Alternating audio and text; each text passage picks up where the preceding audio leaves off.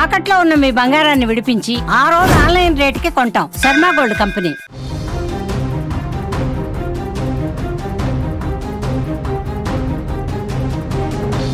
Saudi అరేబియాలో జరిగిన ఘోర రోడ్డు ప్రమాదంలో హైదరాబాద్కు చెందిన 18 మంది దుర్మరణం పాలయ్యారు. మృతులంతా మల్లేపల్లిలోని బజార్ ఘాట్ ప్రాంతానికి చెందిన వారుగా గుర్తించారు.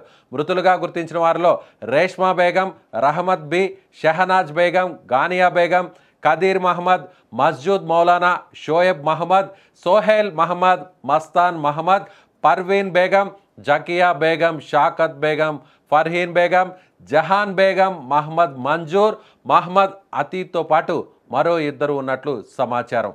మృతులంతా 2 కుటుంబాలకు చెందిన వారే. ఒకే కుటుంబానికి చెందిన 8 మంది, మరో కుటుంబానికి చెందిన 7 ఉన్నారు.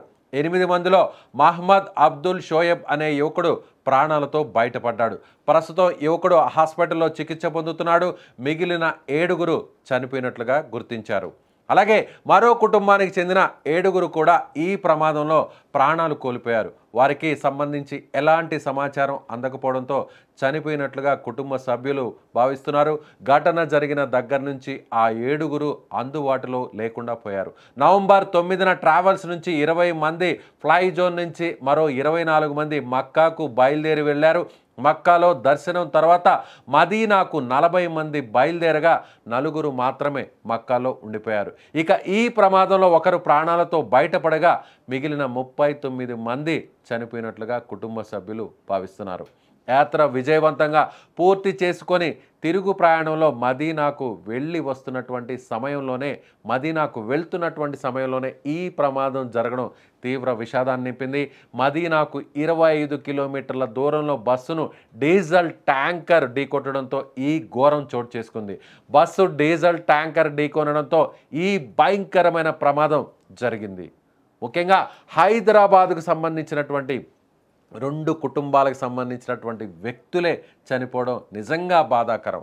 హైదరాబాద్కు సంబంధించినటువంటి 2 కుటుంబాల్లో 8 మంది ఒకే కుటుంబానికి సంబంధించినటువంటి కొంతమంది, అలాగే మరో కుటుంబానికి సంబంధించినటువంటి 7 మంది. 8 మందిలో షోయబ్ అనేటువంటి వ్యక్తి ప్రాణాలతో బయటపడ్డాడు. మిగిలినటువంటి 7 మంది అక్కడ సజీవ దహనమయ్యారు. మిగిలినటువంటి మరో కుటుంబంలో కూడా 7 మంది కూడా ఆ మంటల్లో కాలి బూడిదయ్యారు.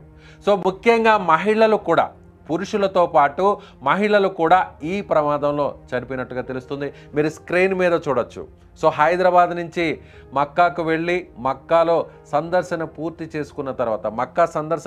చేసుకున్న తర్వాత అక్కడ తిరుగు ప్రయాణంలో మదీనాకు వెళ్తున్నటువంటి వారు ఈ విధంగా చనిపోయారు. మీరు అక్కడ స్క్రీన్ మీద ఆ డిఫర్డ్ విజువల్ చూడొచ్చు. ఏ విధంగా డీజిల్ ట్యాంకర్ని ఆ బస్సు ఢీ కొట్టిన తర్వాత వచ్చినటువంటి అగ్ని కీలకులు ఏ విధంగా ఆ రాత్రి సమయంలో ఆ విధంగా అక్కడ మంటలు ఎలా వ్యాప్తి చెందుతున్నాయో మీరు ఒక్కసారిగా స్క్రీన్ మీద చూడొచ్చు. అదేవిధంగా చనిపోయినటువంటి వారు, ముఖ్యంగా చనిపోయినటువంటి మహిళల ఫొటోస్ కూడా మీరు చూడవచ్చు.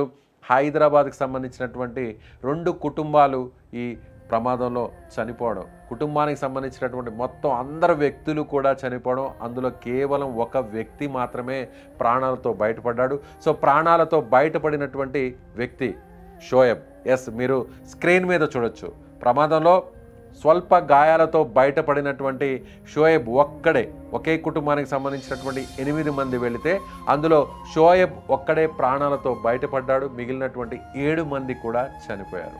వీళ్ళంతా హైదరాబాద్కి సంబంధించినటువంటి మల్లేపల్లికి సంబంధించినటువంటి వ్యక్తులు. సో నిజంగా వీరందరూ కూడా ఈ నెల 9వ తారీఖున ఎంతో సంతోషంగా వెళ్ళారు.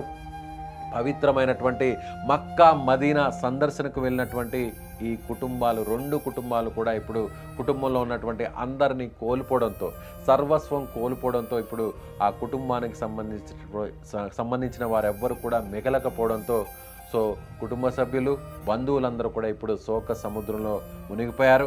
ఓ కుటుంబానికి సంబంధించినటువంటి సమాచారం ఇప్పటి వరకు కూడా రాకపోవడంతో ఆ కుటుంబంలో ఉన్న 7 మంది కూడా చనిపోయి ఉంటారని సో ఇక్కడ ఉన్నటువంటి హైదరాబాద్లో ఉన్నటువంటి తోటి బంధువులు, సహచరులు, మిత్రులందరూ కూడా భావిస్తున్నారు.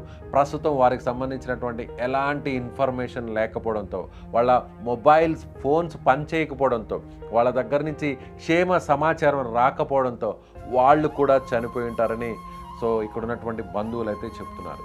సో ప్రస్తుతం బస్సులో ఉన్నటువంటి 38 మంది సో 40 మందికి పైగా ప్రయాణిస్తున్నారు. అందులో బస్సు డ్రైవర్ షోయబ్ అనేటువంటి హైదరాబాద్కి సంబంధించినటువంటి వ్యక్తి, వీరిద్దరు మాత్రమే ప్రాణాలతో బయటపడినట్టుగా తెలుస్తోంది. సో ప్రమాదానికి గల కారణాలు పూర్తిగా తెలియాల్సినటువంటి పరిస్థితి. దీనికి సంబంధించి కూడా ఇప్పటికే విచారణ చేపట్టింది అక్కడ సౌదీ ప్రభుత్వం. సో ప్రమాదం ఏ విధంగా జరిగింది అనేటువంటి సమాచారాన్ని కూడా సీసీటీవీ ఫుటేజ్, అక్కడ ఉన్నటువంటి స్థానికులు, అలాగే బస్సు డ్రైవర్ను కూడా విచారిస్తున్నారు. ముఖ్యంగా ఇలాంటి ఘటన, సో బస్సు ప్రమాదం జరగడం, ఆ బస్సు నేరుగా డీజిల్ ట్యాంకర్ని ఎలా ఢీకొట్టింది, ముందు నుంచి వెళ్తున్నటువంటి బస్సుని ట్యాంకర్ వెనక నుంచి వచ్చి ఢీకొట్టిందా, లేదంటే ముందు వైపుగా వెళ్తున్నటువంటి డీజిల్ ట్యాంకర్ను వెనక వైపు నుంచి వస్తున్నటువంటి బస్సు ఢీకొట్టినట్టుగా ప్రస్తుతానికైతే మాత్రం సమాచారం ఉంటుంది. స్క్రీన్ మీద మీరు ఆ డిఫర్డ్ విజువల్ను కూడా మీరు ఒకసారి చూడొచ్చు. ఒక్కసారిగా ఆ ట్యాంకర్ బోల్తా పడినటువంటి దృశ్యాలు మీకు అక్కడ కనిపిస్తున్నాయి. పక్కన మీకు స్క్రీన్ మీద చూడొచ్చు, కుడివైపున బస్సు పూర్తిగా కాలిపోయినటువంటి ఆ ఫోటో కూడా మీరు ఆ ఇమేజ్ను కూడా చూడొచ్చు. బస్సు పైకి ట్యాంకర్ కూడా పైకి ఉన్నటువంటి దృశ్యాలు మనకు కనిపిస్తున్నాయి. సో అక్కడ మంటల్లో పూర్తిగా కాలి బూడిదైనటువంటి పరిస్థితులు అక్కడ చాలా స్పష్టంగా మనకు కనిపిస్తున్నాయి. చనిపోయిన వారిలో ఎక్కువ మంది మహిళలే ఉన్నట్టుగా తెలుస్తుంది. వీరందరూ కూడా హైదరాబాద్కి సంబంధించినటువంటి వాస్తవ్యులు ఎక్కువగా ఉన్నట్టుగా తెలుస్తుంది. సో పూర్తి సమాచారం రావడానికి మరికొన్ని గంటల సమయం పట్టేటువంటి అవకాశం ఉంది. ఇప్పటికే తెలంగాణ ప్రభుత్వం అలాగే స్థానికంగా ఉన్నటువంటి పోలీసులు కూడా సహాయక చర్యలు ఏర్పాటు చేస్తున్నారు. ప్రత్యేకంగా కంట్రోల్ రూమ్ను కూడా ఏర్పాటు చేశారు. హైదరాబాద్కు సంబంధించినటువంటి వారి సమాచారాన్ని కూడా పూర్తి స్థాయిలో రాబట్టేటువంటి ప్రయత్నం చేస్తున్నారు. సో ఇక్కడ ఉన్నటువంటి తెలంగాణ ప్రభుత్వం మన భారతదేశానికి సంబంధించినటువంటి విదేశాంగ శాఖతో కూడా అక్కడ ఉన్నటువంటి సౌదీ ప్రభుత్వానికి సంబంధించినటువంటి అధికారులతో కూడా మాట్లాడుతున్నారు. సో అక్కడ ప్రస్తుతం అక్కడ ఉన్నటువంటి మృతదేహాలను, సో అక్కడ ఉన్నటువంటి వారికి సంబంధించినటువంటి సహాయక చర్యలను చేపట్టడానికి మృతదేహాలను తిరిగి పోస్ట్ మార్టం పూర్తి చేసిన తరువాత సో ఇక్కడికి ఇండియాకు తీసుకొచ్చేటువంటి ప్రయత్నం కూడా చేస్తున్నారు. అదేవిధంగా ముఖ్యంగా పూర్తిగా కాలిపోయినటువంటి మృతదేహాలను గుర్తించడం కూడా చాలా కష్టతరంగా మారిందనేది అక్కడ ఉన్నటువంటి సమాచారం, అక్కడ అధికారులు చెప్తున్నటువంటి సమాచారం. చనిపోయినటువంటి వారందరిని కూడా గుర్తించడానికి డిఎన్ఏ పరీక్షలు చేయాలి.